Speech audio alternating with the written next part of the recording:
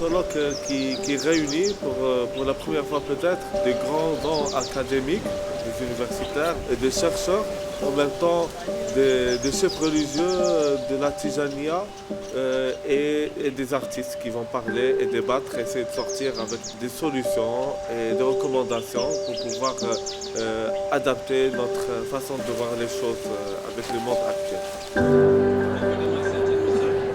Il faut que les musulmans se regardent dans le miroir. C'est très important que les musulmans se réunissent aujourd'hui ici au Sénégal pour repenser leur rapport à l'héritage. Ce colloque se veut un moment de réflexion sur la signification que le soufisme et la voie Tidjani en particulier a aujourd'hui dans le monde tel que nous le vivons.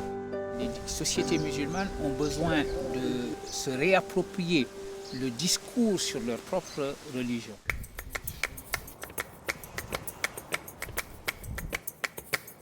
Dakar, d'abord, c'est la capitale ouest africaine.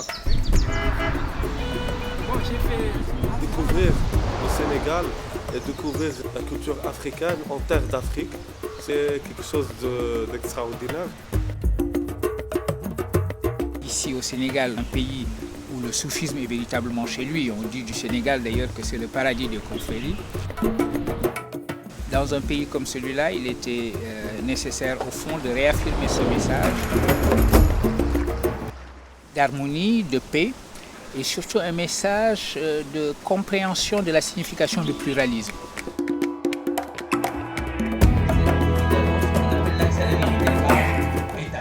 Il y a une auto-réflexion, il y a un retour sur soi, il y a une purification de l'intérieur. Des interprétations multiples, que c'est un travail qui continue. Et ce colloque a un grand mérite, hein. Il est présidé par des gens qui ont l'esprit assez ouvert pour permettre d'espérer quelque chose de nouveau. Parce que nous sommes confrontés à des situations qui nécessitent de trouver des solutions adaptées. Comme chacun de nous va apporter sa pierre, j'espère que l'ensemble fera un mur solide.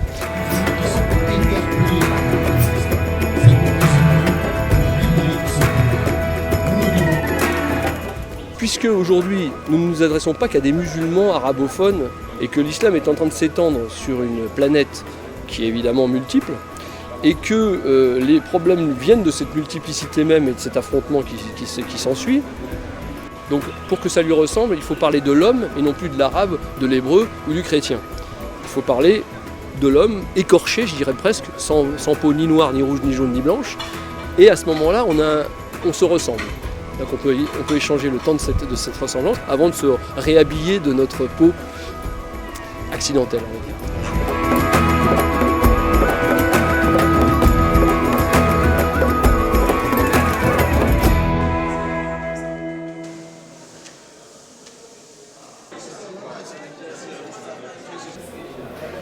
From this group because I start photographing my environment.